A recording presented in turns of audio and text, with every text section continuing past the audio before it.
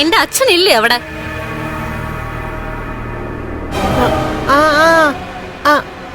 അവനുണ്ടായിരുന്നു. ഇപ്പൊ അപ്പുറത്തെങ്ങാനും കാണുമായിരിക്കും, ഇവിടെ ഇല്ല. പറഞ്ഞേക്ക്, എനിക്ക് സന്തോഷിക്കാനുള്ള വക തന്നില്ലെങ്കില് ചിലപ്പം ഒറ്റ മോളെ പിന്നെ കാണേണ്ടി വരില്ലെന്ന്. അയ്യോ അയ്യോ, കട്ട് ചെയ്തോ? നീ ഉണ്ടോന്നാ ചോദിച്ചേ? ഇല്ലാന്ന് പറഞ്ഞ് സഹായിച്ചത് നന്നായി അമ്മേ.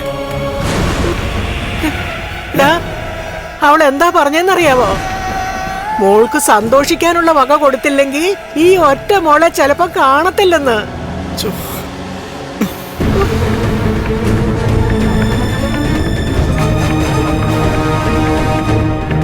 എടാ, നീ എന്താണ് ആലോചിക്കുന്നേ?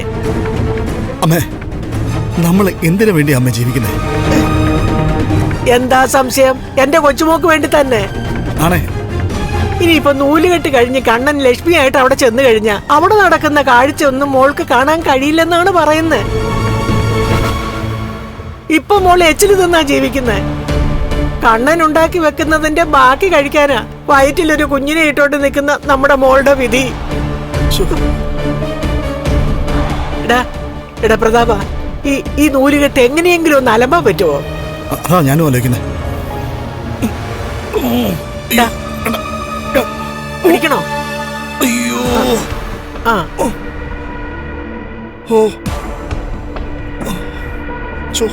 എടാ മക്കളെ, ഞാനിതൊക്കെ പറയുന്നുണ്ടെങ്കിലും നീ 10 വട്ടം ആലോചിക്കണം, എന്നിട്ടേ എന്തെങ്കിലുമൊക്കെ ചെയ്യാവൂ.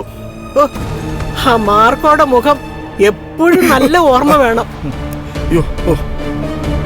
ഉണ്ണി AC-ക്കകത്ത് വിഷവാതകം കടത്തി വിട്ടപ്പോ ഉറപ്പായിട്ടും കണ്ണൻ തീരേണ്ടതായിരുന്നു.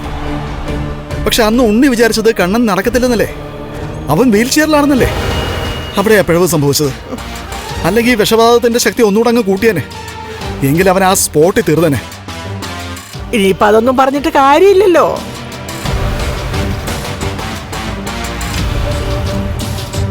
അങ്ങനെ ഉണ്ണി അവന്റെ ചേട്ടൻ നടക്കില്ലെന്നറിഞ്ഞത് കണ്ണന്റെ ഭാഗ്യം കൊണ്ടല്ലേ? അങ്ങനെ ഭാഗ്യങ്ങൾ ഒരുപാട് കണ്ണനും ലക്ഷ്മിക്കും ഉണ്ട്. ഇപ്പൊ ജനിച്ച കുഞ്ഞിനും അതിനേക്കാളും ഒരുപാടുണ്ടെന്നാ എനിക്ക് തോന്നുന്നത്. അതുകൊണ്ടാ അമ്മ കുടിച്ച വിഷം കുഞ്ഞിന്റെ കഴുത്തു വരെ മാത്രം എത്തിയത്. എന്നുവെച്ച് തോറ്റു മടങ്ങാൻ പറ്റില്ലമ്മേ. എന്തായാലും മരിക്കുന്നതിനേക്കാളും വേദന ഇപ്പൊ അനുഭവിച്ചോണ്ടിരിക്കുന്നേ. മോളുടെ ജീവിതമാ എനിക്ക് ഏറ്റവും വലിയ വേദന. അത് മനസ്സിനകത്താണെന്നുണ്ടെങ്കിൽ പുറമേ പോലീസുകാരും കുണ്ടകളും ഒക്കെ തല്ലിയ വേദന അതേപടി നിൽക്കുക. അതിൻ്റെ അപ്പുറം എനിക്കിനി ഒന്നും സംഭവിക്കാനില്ല. ഭയം തന്നെ പിന്മാറുന്നില്ല. ഇന്നത്തെ ദിവസം എന്റെ മോളെ സന്തോഷിപ്പിക്കാൻ എന്തെങ്കിലും നടക്കണം. എന്ന് വെച്ച് എനിക്ക് തല്ലുകൊള്ളുന്ന രീതിയിൽ നീ ഒന്നും ചെയ്യല്ലേ. നമ്മുടെ കുഞ്ഞ് ആത്മഹത്യ ചെയ്യുന്നതിനെ പറ്റി അമ്മ ഒന്ന് ആലോചിച്ച് നോക്കിയേ.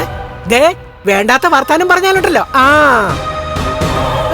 അത് ചിന്തിക്കാൻ പോലും എനിക്ക് പറ്റില്ലല്ലോ.